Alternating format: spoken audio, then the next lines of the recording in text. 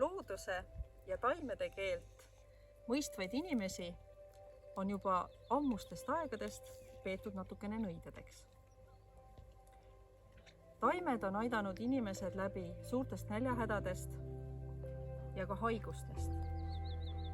Sellest, kuidas sina saad oma kodu, töökohta või päris uut elamist taimede energiaga puhastada, räägime teile taimedest viirukite töötoas Läänemaa loodusfestivalil 11. mai kell 2 ja see on teisipäev. Ole kohal!